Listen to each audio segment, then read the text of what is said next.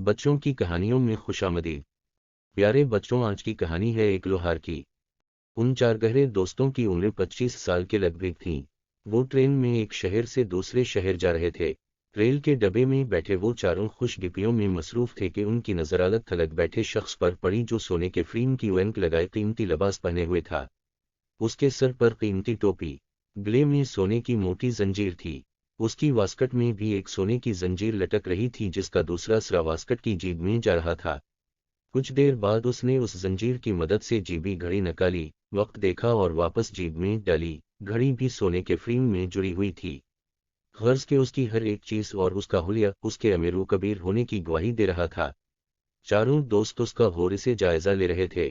First class के उस डब्बे में उन पांच के सिवा कोई और नहीं था।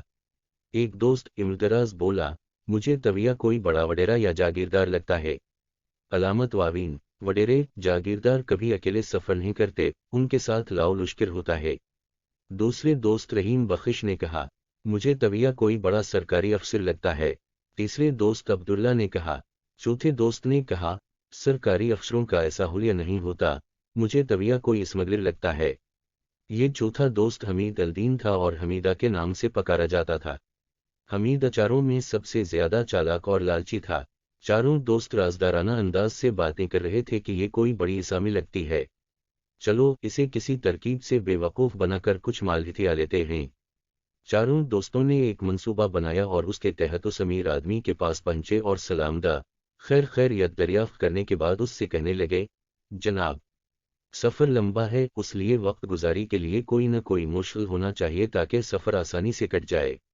एक खेल जहन में आ रहा है, इजाज़त हो तो खेल शुरू किया जाए। अमीर आदमी ने मानी खेज अंदाज में उन चारों पर एक नज़र डाली और उनका सरसरी जायजा लेने के बाद कहा, मंजूर है।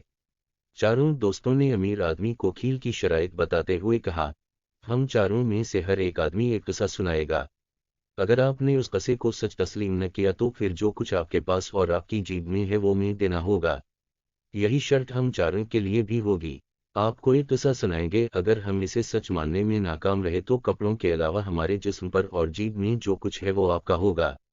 अलामत वावीन, अमीर आदमी बोला, मंजूर है।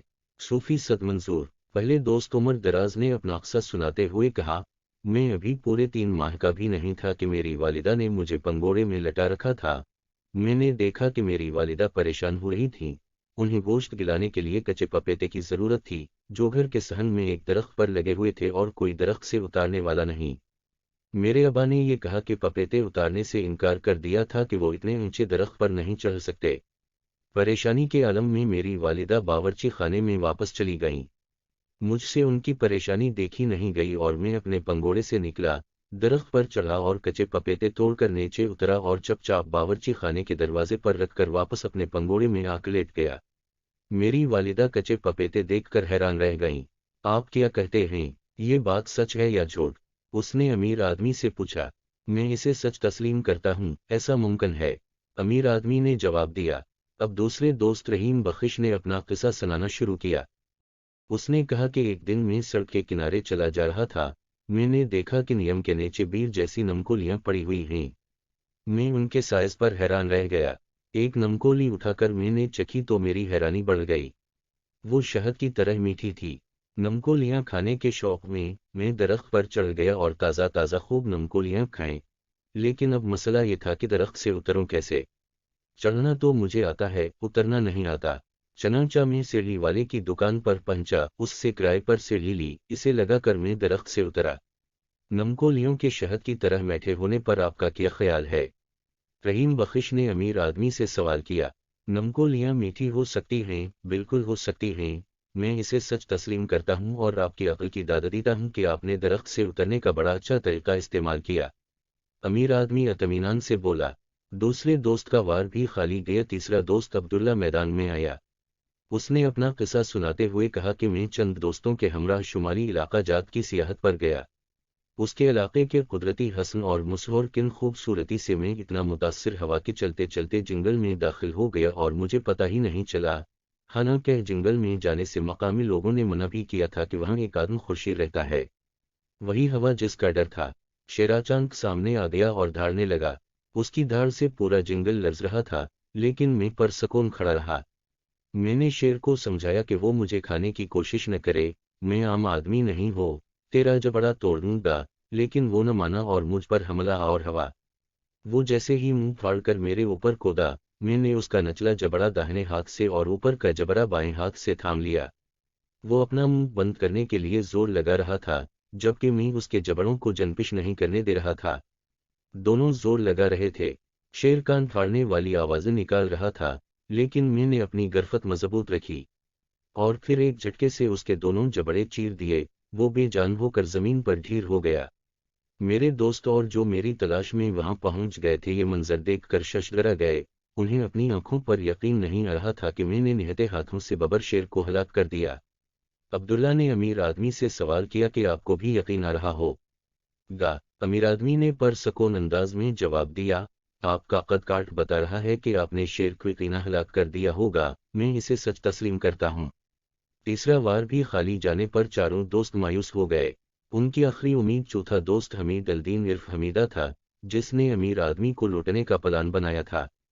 حمید نے سوچا کہ ایسا بڑا جھوٹ بولا جائے جس پر امیر آدمی کو بالکل یقین نہ آئے اور وہ انکار کرنے پر مجبور ہو جائے، تاکہ وہ کھیل جیت لیں اور اس کی قیمتی اشیاء ہتھیار لیں۔ چوتھے دوست نے اپنا قصہ بیان کرتے ہوئے کہا کہ میں ایک دن مچھلی کا شکار کھیلنے سمندر پر گیا۔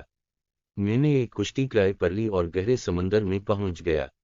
میں نے دیکھا کہ وہاں اور بھی شکاری اور مچھیرے تھے، جو اپنی اپنی کشتیاں لیے مچھلیوں کا شکار کر رہے تھے اور انہوں نے اچھی خاصی مچھلیاں پکڑ لی تھیں۔ میں نے بھی سمندر میں اپنا جال ڈال دیا، لیکن کئی گھنٹے ہو گئے، کوئی بڑی مچھلی جال میں نہیں آئی۔ مجھے غصہ آ گیا، میں نے جال کو چھوڑا اور سمندر میں چھلانگ لگا دی اور غوطے کھاتا ہوا سمندر کی تہہ میں پہنچ گیا۔ وہاں ایک بڑی آئل مجھے دکھائی دی، اس نے بھی مجھے دیکھا اور مجھ پر حملہ آور ہوئی۔ جونائی میری طرف بڑھی، میں نے او دیکھا نہ تاؤ، ایک زوردار مکا اس کی داہنی آنکھ پر جڑ دیا۔ اس کی آنکھ نہ کھل کر پانی میں گر گئی، جسے چھوٹی مچھلیوں نے ذرا سی دیر میں چٹ کر لیا۔ آئل غضبناک ہو کر پھر میری طرف پلٹی۔ میں نے پینترا بدل کر اس کی بائیں آنکھ پر بھی مکا جڑ دیا، اس کی دوسری آنکھ بھی ضائع ہو گئی اور وہ دونوں آنکھوں سے محروم ہو کر میرے قابو میں آ گئی۔ میں نے سمندر کی تہہ میں ہی اسے ذبح کر ڈالا۔ مجھے سخت بھوک لگ رہی تھی، لیکن مسئلہ اس کے گوشت کو بھوننے کا تھا۔ میں نے سمندر ہی میں 2 پتھروں کو گڑ کر آگ جلائی اور مزے سے اس کا گوشت بھون کر کھانے لگا۔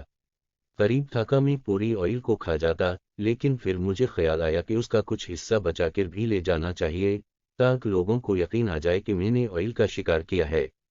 حمید الدین عرف حمید نے امیر آدمی سے پوچھا، آپ کو میری بات کا یقین نہیں آیا ہوگا، خاص طور پر سمندر میں آگ جلانے کو تو آپ تسلیم ہی نہیں کریں گے۔ میں یقیناً تسلیم کروں گا کہ پانی میں آگ لگائی جا سکتی ہے۔ پانی میں آگ لگانے کا محاورہ اردو میں بہت مستعمل ہے، نہ جانے اردو کے کتنے اشعار اور گیتوں میں اس محاورے کا استعمال کیا گیا۔ میں آپ کے قصے کو سچا مانتا ہوں، یہ ممکن ہے۔ پانی میں آگ لگائی جا سکتی ہے۔ امیر آدمی کا جواب سن کر چاروں دوست دم بخود رہ گئے۔ ان کا آخری وار بھی خالی گیا۔ بادل نخواستہ انہوں نے امیر آدمی سے کہا کہ اب آپ اپنا کوئی حیرت میں ڈالنے والا قصہ سنائیے۔ امیر آدمی نے کہا کہ میرا ایک بڑا سبزی اگانے کا فارم ہے، جہاں میں سبزیوں کے سائز بڑے کرنے کے تجربات کرتا رہتا ہوں۔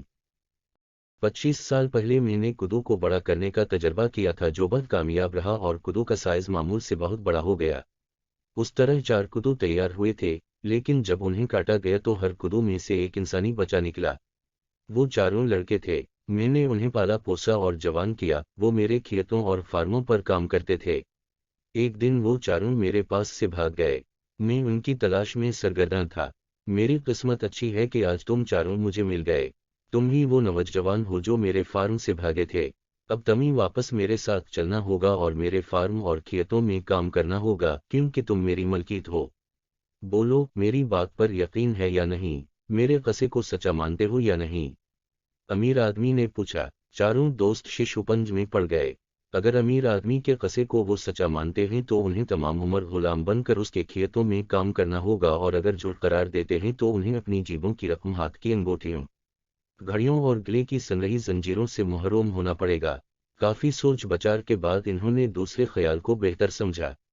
امیر آدمی نے شرائط کے مطابق ان چاروں کی گلے کی زنجیریں، گھڑیاں اور جیبوں کی رقم سمیٹی اور اگلے اسٹیشن پر اتر گیا جہاں سے اترنا تھا، یعنی اسے کہتے ہیں سوسنار کی، ایک لوہار کی پیارے بچوں چینل کو لائک کرنا مت بھولیے گا۔